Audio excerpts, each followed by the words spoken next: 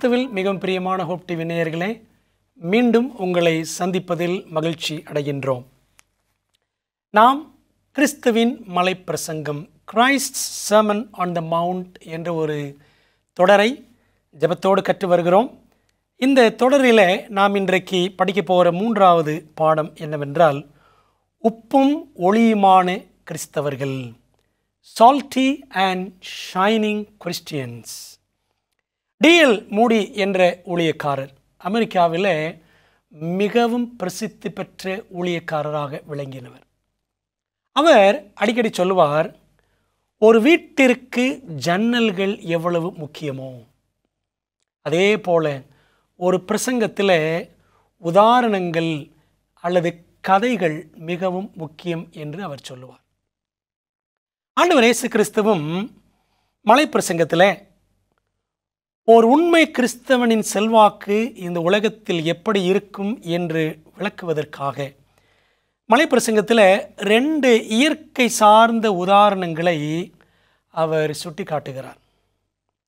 இந்த இரண்டுமே மனித வாழ்வுக்கு மிகவும் அடிப்படையானவை. என்னென்னவென்றால், ஒன்று உப்பு, இன்னொன்று ஒளி. மத்தேயு 5ஆம் அதிகாரம் 13 to 16 வரைக்கும் வாசிக்கலாமா? நீங்கள் பூமிக்கு உப்பாய் இருக்கிறீர்கள். உப்பானது சாரமற்று போனால் எதினால் சாரமாக்கப்படும்? வெளியே கொட்டப்படுவதற்கும் மனுஷரால் மிதிக்கப்படுவதற்குமே ஒழிய வேறொன்றுக்கும் உதவாது. நீங்கள் உலகத்துக்கு வெளிச்சமாயிருக்கிறீர்கள்.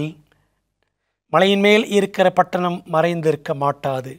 விளக்கை கொளுத்தி மரக்காலால் மூடி வைக்காமல் விளக்கு தண்டின் மேல் வைப்பார்கள். அப்பொழுது வீட்டில் உள்ள யாவருக்கும் வெளிச்சம் கொடுக்கும். இவ்விதமாய் மனுஷர் உங்கள் நற்கிரியைகளை கண்டு பரலோகத்தில் இருக்கிற உங்கள் பிதாவை மகிமைப்படுத்தும்படி உங்கள் வெளிச்சம் அவர்கள் முன்பாக பிரகாசிக்க கடவது என்று நாம் வாசிக்கிறோம். உப்பு மற்றும் ஒளி, இந்த 2 பொருட்களின் உயரிய தன்மைகளை நாம் ஆராய்ந்து பார்க்க வேண்டும். உப்பின் உயரிய தன்மைகள் பாருங்கள். முதல் 5 காரியங்களை உப்பை குறித்து சொல்லுகிறேன். அதுக்கப்புறம் ஒளியை குறித்து 5 காரியங்களை சொல்லுகிறேன். பிற்பாடு 2ஐயும் சேர்த்து 2 காரியங்கள், ஆக மொத்தம் 7 காரியங்கள் படிக்க போகிறோம். உப்பு சுவை தரும். நம் வாழ்வும் வார்த்தைகளும் சுவை தர வேண்டும். கொலோசையர் புத்தகத்தில் அப்போஸ்தலனாகிய பவுல் சொல்லும் பொழுது 4ஆவது அதிகாரம் 6ஆம் வசனத்தில் என்ன சொல்றார் பாருங்க. கொலோசையர் 4:6, அவனவனுக்கு இன்னின்னபடி உத்தரவு சொல்ல வேண்டும் என்று நீங்கள் அறியும்படிக்கு உங்கள் வசனம் எப்பொழுதும் கிருபை பொருந்தினதாயும், உங்கள் வசனம்னா உங்கள் வார்த்தை எப்பொழுதும் கிருபை பொருந்தினதாயும் உப்பால் சாரமேறினதாயும் இருப்பதாக. நம்முடைய வாழ்க்கையும் வார்த்தைகளும் சுவை தர வேண்டும். 2வது, உப்பு வெண்மையானது. எப்பொழுதும் நாம் பரிசுத்தம் காக்க வேண்டும். நீ உன்னை சுத்தமானாக காத்துக்கொள். 1 தீமோத்தேயு 5:22 வாசிக்கிறோம். நாம் பரிசுத்தத்திற்கென்றே அழைக்கப்பட்டவர்கள். 1 தெசலோனிக்கேயர் 4ஆம் அதிகாரம் சொல்லுகிறது. நான் பரிசுத்தம் அடைய வேண்டும் என்பதே தேவனுடைய சித்தம். அதே அதிகாரத்தில் வாசிக்கிறோம். 3வது, உப்பு எளிதில் கரையும். பிறருக்கு நன்மை செய்ய மட்டுமே நாம் நாட வேண்டும். நன்மை மட்டும்தாங்க செய்யணும். நாம் அதற்காகவே நம்முடைய வாழ்க்கையை ஒப்பு கொடுக்க வேண்டும். அதுக்காகவே நம்முடைய வாழ்க்கை கரையணும். 4வது, இதுக்கு ஆதார வசனம் எபிரேயர் 13:16. நீங்கள் அதை வாசித்து பாருங்கள். நன்மை செய்யவும் தான தர்மம் பண்ணவும் நாடுங்கள், இப்படிப்பட்ட பலிகள் மேல் கர்த்தர் பிரியமாயிருக்கிறார் என்று எபிரேயர் 13:16 வாசிக்கிறோம். 4வது, உப்பு மறைந்திருந்து செயல்படும். உப்பு செய்கிற வேலை வெளியில் தெரியாது. மௌன சாட்சிகளாய் நாமும் நம்முடைய வாழ்க்கையும் எல்லா இடங்களிலும் பேச வேண்டும். அன்பான பிள்ளைகளே, நம்முடைய வாழ்க்கை பேசுகிறதா? நாமும் பேசணும், நம்முடைய வாழ்க்கையும் பேசணும். அப்போஸ்தலர் 1:8 வாசிக்கிறோம், பரிசுத்தாவி உங்களிடத்தில் வரும்பொழுது நீங்கள் எல்லா இடங்களிலும் சாட்சிகளாய் இருப்பீர்கள். அன்பான தேவ பிள்ளைகளே, இன்றைக்கி நம்முடைய வாழ்க்கையில் அது உப்பை போல் நாம் செயல்படுகிறோமா சாட்சிகளாக? 5வது, இந்த உப்பு உணவுப் பொருட்களை கெடாமல் பாதுகாக்கும். கருவாடு உப்பை போட்டு போட்டு போட்டு தான் என்ன செய்கிறாங்க, அந்த மீனை கருவாடாக்கி அதை பாதுகாக்கிறாங்க. நாமும் அழிவிலிருந்து சிலரையாவது மீட்க வேண்டும். யூதா புத்தகத்தில் 22ஆம் வசனம் பாருங்கள். வெளிப்படுத்தலுக்கு முந்தின புத்தகம் யூதா, வசனம் 22 சொல்லுது, அல்லாமலும் நீங்கள் பகுத்தறி உள்ளவர்களாயிருந்து சிலருக்கு இரக்கம் பாராட்டி சிலரை அக்கினியிலிருந்து இழுத்துவிட்டு பயத்தோடு ரட்சித்து சிலரையாவது அழிவிலிருந்து காப்பாற்றும். தான் நம்முடைய வேலை. அதற்காக தான் தேவன் நம்மை அழைத்திருக்கிறார். அதற்காக நம்மை ரட்சித்திருக்கிறார். ஏன் நம்ம ரட்சித்தார்? நாம் பிறரை ரட்சிப்புக்குள் நடத்த வேண்டும் என்பதற்காக. மாணவர்களே, 5 காரியங்கள் உப்பை பற்றி பார்த்தோம். அடுத்த 5 காரியங்கள் ஒளியை குறித்து, ஒளியின் உயரிய தன்மைகள். முதலாவது, ஒளி கண்களை களிப்பாக்கும் என்று பிரசங்கி 11ஆம் அதிகாரம் வசனம் 7 வாசிக்கிறோம். பிரசங்கி 11:7 சொல்லுது பாருங்க, சூரியனை காண்பது வெளிச்சம் இன்பமும் சூரியனை காண்பது கண்களுக்கு பிரியமுமாமே.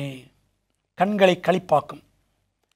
நம்மை பார்ப்பதே பலருக்கு மகிழ்ச்சி தரணுங்க. ஒரு உண்மையான கிறிஸ்தவன் நம்மை மற்றவங்க பார்த்தாங்கன்னா சந்தோஷப்படணும்.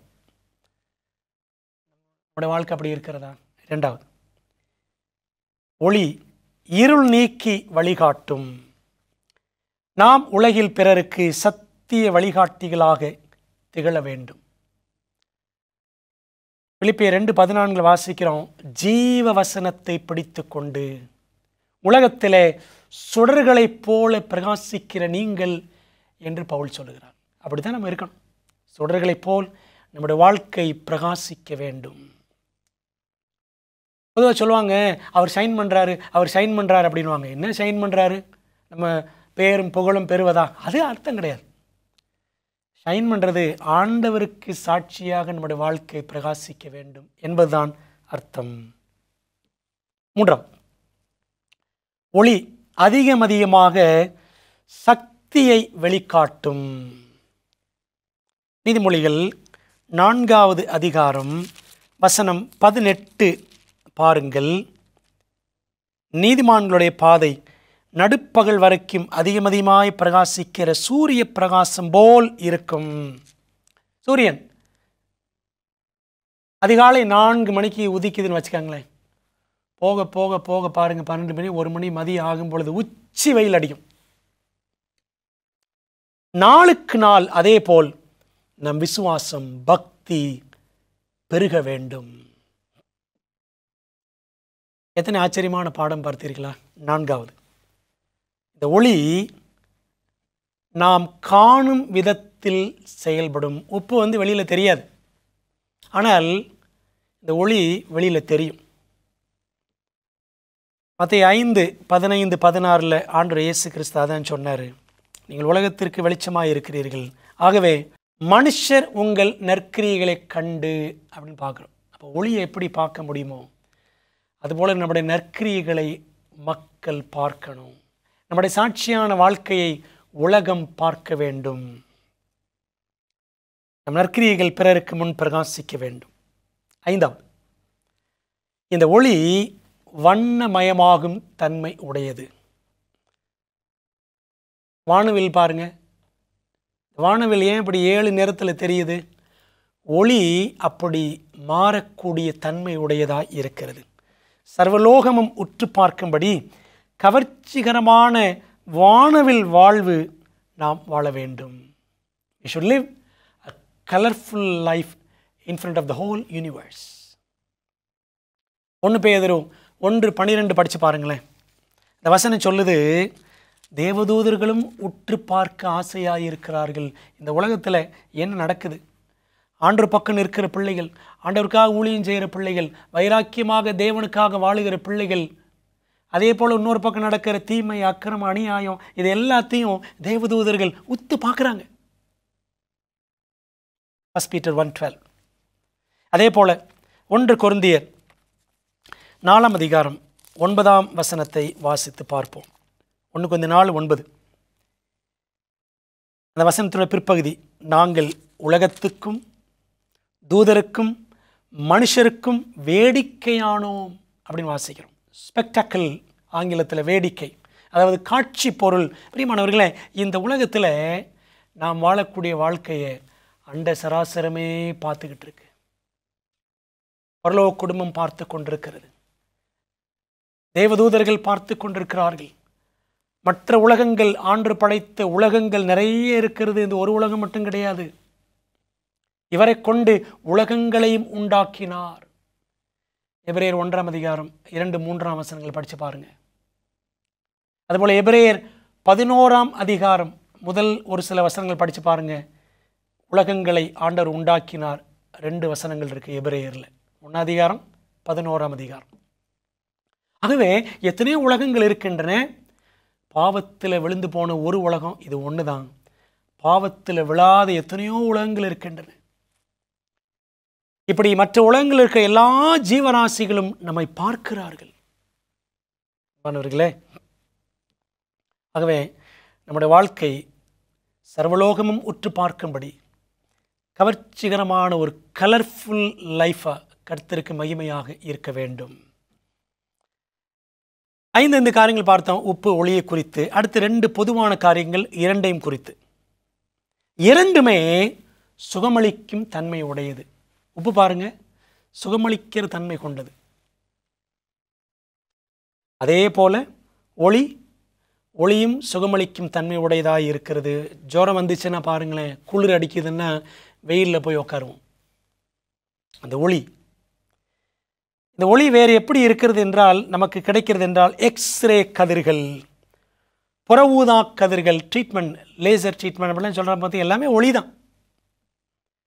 பணதே பிள்ளைகளே, அப்போது உப்பும் சுகமளிக்கும் தன்முடையது, ஒளியும் சுகமளிக்கும் தன்முடையது.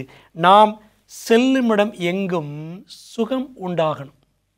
நம்ம ஒரு இடத்துல போகிறோன்னா அந்த இடத்துல சுகம் உண்டாகணுங்க, சுமூகம் உண்டாகணும். ஐயையோ இவர் வந்தாலே சண்டை தான் அப்படின்னு இருக்கக்கூடாது. அது ஆண்டோடைய பிள்ளைகளுக்கு அழகு கிடையாது. எசேக்கியேல் 47:9 படித்து பாருங்க. அந்த நதி எங்கெல்லாம் போகுமோ அங்கெல்லாம் செழிப்பு உண்டாகும். அதே போல் நம்முடைய வாழ்க்கையும் இருக்க வேண்டும். 2மே, உப்பு ஒளி 2மே தோழமை தன்மை உடையவை. யூசர் ஃப்ரெண்ட்லின்னு சொல்லுவாங்க பார்த்தீங்களா. உப்பையும் பயன்படுத்தலாம், ஒளியும் நமக்கு அவசியம். 2மே மிக மிக அவசியம் என்பதிலே சந்தேகமே கிடையாது. 2 நாளாகமம் 13 அதிகாரம் 5 பாருங்கள். 2 நாளாகமம் 13 அதிகாரம் 5 இஸ்ரவேலை என்றைக்கும் ஆளும் ராஜ்யபாரத்தை இஸ்ரவேலின் தேவனாய் கர்த்தர் தாவீதுக்கும் அவன் குமாரருக்கும் மாறாத உடன்படிக்கையாய் கட்டளையிட்டதை நீங்கள் அறியீர்களா? அதாவது என்றென்றும் இருக்கக்கூடிய காரியம்தான் உடன்படிக்கை, மாறாத உடன்படிக்கை. பிரியமான தேவ பிள்ளைகளை, அதே போல் ஆண்டவர் ஒரு மாறாத உடன்படிக்கை, ஒரு திட்டம் என்ன வச்சிருக்கிற, நாம் இந்த உலகத்தில் எல்லாரோடும் தோழமை உள்ளவர்களாக இருக்க வேண்டும். ஆண்டவருக்கு சாட்சிகளாக நாம் வாழ்ந்திட வேண்டும். நாம் யாவரோடும் சமாதானமாய் இருக்க வேண்டும் என்பது ஆண்டோடைய திட்டம். ரோமர் 12:18 அப்படித்தான் சொல்லுது. யாவரோடும், கூடுமானால் யாவரோடும் சமாதானமாய் இருங்கள். பிரியமானவர்களே, அப்படி இந்த உலகத்தில் நாம் வாழ வேண்டும். தாவீது பாருங்க, இந்த உலகத்தில் சமாதானமாக எல்லாரும் கூட வாழ்ந்தார். அதான் நம்ம இங்கே 2 நாளாகமம் 13:5 பார்க்குறோம். இஸ்ரவேலை என்றைக்கும் ஆளும் ராஜ்யபாரம். இந்த தாவீதின் பெயர் ஒளிந்து போகாது. தாவீதின் குமாரன் இயேசு கிறிஸ்துன்னு சொல்கிறோம். அப்போது ஒரு தேவனுடைய பிள்ளை இந்த உலகத்தில் அழியா பெயருடைய, அழியா புகழுடைய ஒரு சாட்சியாக தோழமை தன்மையோடு நாம் வாழ வேண்டும். அமைதியாய் வெளியில் தெரியாமல் உப்பு வேலை செய்யும். ஒளி அப்பட்டமாக காணும்படி வேலை செய்யும். கிறிஸ்தவர்களின் செல்வாக்கும் அதுபோன்று இரு தன்மைகள் கொண்டது. மாணவர்களே, சிறிதளவு உப்பும் சிறிதளவு ஒளியும். உணவிலே சுவை கூட்டுவதற்கு கொஞ்சம் உப்பு போதும். வெளியேறியா மனிதனுக்கு கொஞ்சம் ஒளி போதும். நாம் வாழும் உலகம் இன்று பாவத்தால் சுவை கெட்டு சாத்தானி இருளால் மெய்வழியை விட்டு தடுமாறி கிடக்கிறது. யூதர்களின் வாழ்வும் போதனைகளும் சுவையற்று இருளாய் விளங்கின அந்த நாட்களில் கொஞ்சம் உப்பு போல சில சீஷர்களை 12 பேரை மெய்யான உப்பும் மெய்யான ஒளியுமாகிய கிறிஸ்துவானவர் தெரிந்து கொண்டு அவர்கள் உப்பு துகள்களாக ஒளி கதிர்களாக விளங்கும்படி கருத்தாய் பயிற்றுவித்தார். 3 வருஷம் பயிற்சி கொடுத்தார். அன்பான தேவ பிள்ளைகளை, அதே போல ஆண்டவர் நம்மையும் அழைத்திருக்கிறார். உலகத்தை அழிவிலிருந்து பாதுகாக்கும்படி உப்பை போல தேவ அன்பின் சாரமாக இருக்கும்படி நீங்கள் மனிதர்களுக்கிடையில் தங்க வேண்டியவர்களாக இருக்கிறீர்கள் என்று யோங்களின் வாஞ்ச டிசரவேஜஸில் பக்கம் 403 வாசிக்கிறோம். அன்பானவர்களே, இந்த உலகம் கெட்டு போய் கிடக்கு. இந்த உலகத்தில் நாம் உப்பாக விளங்க வேண்டும். ரட்சிப்பு என்பது சூரிய வெளிச்சத்தை போன்றது என்று கிறிஸ்து அவர்களுக்கு எடுத்து காட்டினார். யாரு? தம்முடைய சீஷர்களுக்கு. அது உலகம் முழுவதற்கும் சொந்தமானது. எப்படி சூரிய வெளிச்சம் உலகம் முழுவதுக்கும் தேவையோ அதே போல் இந்த ரட்சிப்பும் உலகமெங்கும் செல்ல வேண்டும் என்பது தேவனுடைய திட்டம். அன்பானவர்களே, ஆனால் சுவையற்ற உப்பும் மறைக்கப்பட்ட ஒளியும் பிரயோஜனமற்றவை. Tasteless salt and hidden light are useless. நம்முடைய வாழ்க்கை சுவையற்ற ஒரு கிறிஸ்தவ வாழ்க்கையாக இருக்கிறதா? நான் பெற்றிருக்கிற வெளிச்சத்தை நாமே பொத்தி நமக்குள்ளே வச்சிருக்கிறோம், போய் மற்றவங்களுக்கு சொல்லாமல். அப்படியானால் பிரியமானவர்களே, நாம் பிரயோஜனமற்றவர்கள். இந்த உப்புக்கும் ஒளிக்குமான சில உதாரணங்களை, உயர்ந்த உதாரணங்களை பார்க்கலாமா? வேதாகமத்தில் நோவாவின் குடும்பம் உப்பும் ஒளியுமாய் பூர்வ உலகத்தில் திகழ்ந்தது. அந்த காலத்தில் இந்த நோவா குடும்பத்தை ஆண்டவர் சாட்சியாக வச்சார். உலகமே கெட்டுப்போய் கடந்துச்சு. 12 அப்போஸ்தலர்கள் முழு உலகத்துக்கும் உப்பாய் ஒளியாய் விளங்கினார்கள். தோமா என்ற உப்பு, தோமா என்ற ஒளி இந்த இந்திய திருநாட்டிற்கு சுவிசேஷ சுவை தந்தது, சுவிசேஷ வெளிச்சத்தை கொண்டு வந்தது. கிபி 52 தோமா இந்தியாவுக்கு வந்தார். 72 அவர் கொல்லப்பட்டார். 20 வருஷம் 20 வருஷத்தில் அவர் இந்தியாவில் செய்த மகத்தான ஊழியங்களுக்கு எல்லையே இல்லை. அவ்வளோ அற்புதமான ஊழியங்களை அவர் செய்தார். அன்பான தேவ பிள்ளைகளை, 3 வருஷம்தான் இந்த 12 அப்போஸ்தலர்கள் பயிற்சி பெற்றார்கள். அதில் ஒருத்தன் அபாத்திரமாய் போய்விட்டான், யூதாஸ். இன்னொருத்தரை ஆண்டவர் தெரிந்து கொள்ளும்படி செய்தார். இந்த 12 பேரும் பாருங்க, ஆண்டவர் எவ்வளவு சாட்சிகளாக திகழ்ந்தார்கள். 3 வருஷத்தில் அவங்க வாழ்க்கையை மாறிச்சு. நாமும் சர்ச்சில் 30 வருஷமாக உட்காந்துருக்கிறோம், 50 வருஷமாக உட்காந்து பெஞ்சை தேய்ச்சிட்டு இருக்கிறோம். நம்மளோட வாழ்க்கை சாட்சியாக இருக்கிறதா இல்லையா யோசித்து பார்ப்போம். பிரியமான தேவ பிள்ளைகளை, சபை சரித்திரத்தில் பார்த்தால் சில உதாரணங்கள், உப்பாக ஒளியாக திகழ்ந்தவர்கள் அநேகர் உண்டு. அதில் ஒருத்தர் இங்கிலாந்தின் அப்போஸ்தலன் ஆகிய ஜான் வெஸ்லி. உப்பாய் ஒளியாய் ஓய்வறியாமல் உழைத்தவர். 88 ஆண்டுகள் வாழ்ந்து அதில் 52 ஆண்டுகள் ஊழியம் செய்து பெரும்பாலும் குதிரை பயணமாய் 2,25,000 மைல்கள் பயணித்து தன்னுடைய வாழ்நாளில் 45,000 பிரசங்கங்கள் செய்து ஒவ்வொரு நாளும் 16 முதல் 18 மணி நேரங்கள் அருட்தொண்டு ஊழியம் செய்து 233 ஆவிக்குரிய புத்தகங்கள் எழுதினார். அது மட்டுமல்ல, தன்னுடைய சகோதரர் சார்ல்ஸ் வெஸ்லியோடு சேர்ந்து இன்னும் 100 புத்தகங்கள் உருவாவதற்கு இவர் உதவியாக இருந்தார். ஜான் வெஸ்லி 5 லட்சம் பேரை ரட்சிப்புக்குள் நடத்திய தேவ மனிதன் ஜான் வெஸ்லி. அர்ப்பணிப்புள்ள கிறிஸ்தவ வாழ்க்கை எத்தனை சுவையான பிரகாசமான வாழ்க்கை என்பதற்கு இந்த ஜான் வெஸ்லி ஒரு சிறந்த உதாரணம். யோவான் ஸ்நானனை பற்றி பைபிளில் வாசிக்கிறோம். யோவான் 5:35 அவன் எரிந்து பிரகாசிக்கிற விளக்காய் இருந்தான். John the Baptist was a burning and shining light என்று இயேசுவே சொன்னார். அந்த ஜான் த பேப்டிஸ்ட் போல ஜான் வெஸ்லியும் வாழ்ந்தார். அன்பானவர்களே, சரித்திரம் சொல்லுது, ஜான் வெஸ்லி இல்லை என்றால் பிரான்ஸ் நாட்டில் நடந்தது போல அழிவுக்கேதுவான ஒரு புரட்டி போடும் புரட்சியை இங்கிலாந்து அடைந்திருக்கும். அவரும் ஜான் வெஸ்லியும் அவருடைய பின்னடியார்களும் மெத்தடிஸ்ட்ஸ் என்று சொல்லுகிறோமே, வெஸ்லியன்ஸ் என்று சொல்லுவார்கள். ஜான் வெஸ்லியும் அவருடைய பின்னடியார்களும் ஆங்கிலேய கலாச்சாரத்திற்கு உப்பாய் விளங்கினார்கள் என்று ஆர்த்தர் பியட்ஸ் என்ற ஊழியக்காரர் எழுதி வைத்திருக்கிறார். அன்பான தேவப்பிள்ளைகளே, இந்த ஜான் வெஸ்லி இல்லைன்னா இங்கிலாந்தே அழிஞ்சு நாசமாக போயிருக்கும். தேவன் அவ்விதமாக ஜான் வெஸ்லி பயன்படுத்தினார். உப்பு என்றால் கரைய வேண்டும், மெழுகுவர்த்தி என்றால் உருக வேண்டும். கிறிஸ்துவின் பிள்ளைகளே, உப்பாக வாழ்கிறோமா, தப்பாக வாழ்கிறோமா? ஒளியாக விளங்குகிறோமா, அல்லது கிறிஸ்துவுக்கே கிறிஸ்தவத்துக்கே தலை வழியாக விளங்குகிறோமா? உப்பிட்டவரை உள்ளளவும் நினை என்று சொல்வார்கள். நம்முடைய கிறிஸ்தவ வாழ்க்கையில் நமக்கு உப்பு போட்டது யாரு? இயேசு கிறிஸ்து. உப்பு இட்டவர் அவர்தான். இயேசுதான் நமக்கு உப்பை கொடுத்தவர், நமக்கு சத்தியத்தை கொடுத்தவர் அவர்தான்.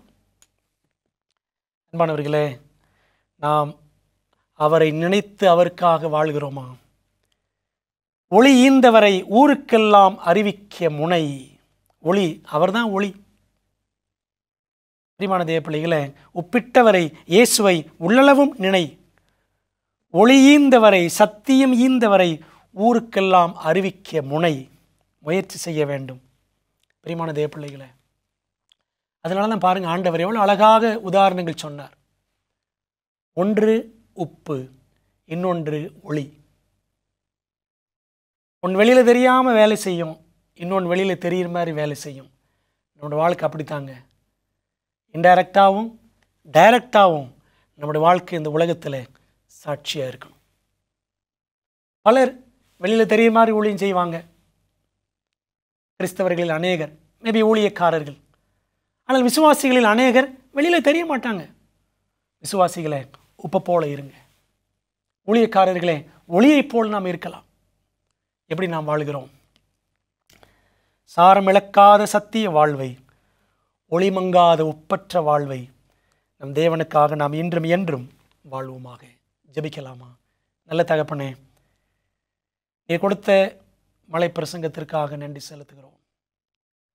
இதை சரியாக புரியாமலே ஏதோ படித்து எங்கள் வாழ்க்கையை நாங்கள் ஓட்டி கொண்டிருக்கிறோம். ஆண்டவரே, உடைய ஆவியானவர் கொண்டு நீ கற்றுத்தரக்கூடிய பாடங்களுக்காக நன்றி ராஜா. எங்களுடைய வாழ்க்கை தேவனுக்கு பிரியமாக மாறட்டும். உடைய ஆவியினால் எங்களை நிரப்பும். எங்கள் வாழ்க்கை உப்பாக ஒளியாக தேவனே கிறிஸ்துவின் மகிமைக்கென்று விளங்க ஆண்டவர் எங்களை ஆசீர்வதியும் தகப்பனே. இந்த சத்தியத்தை கேட்டு படித்து நாங்கள் வாழ்வதோடு மட்டுமல்லாமல் இது அநேகருக்கு அனுப்பி பகிர்ந்து கொடுத்து அவர்களையும் உப்பாக ஒளியாக உமக்கென்று விளங்கச் செய்வதற்கு நாங்கள் உதவி செய்யும்படி கர்த்தர் எங்களுக்கு பலன் தாரும். அருமை இரட்சகர் இயேசுவின் நாமத்தில் ஜெபிக்கிறோம் நல்ல பிதாவே, ஆமென். பிரியமானவர்களே, கர்த்தர் உங்களை ஆசீர்வதிப்பார்.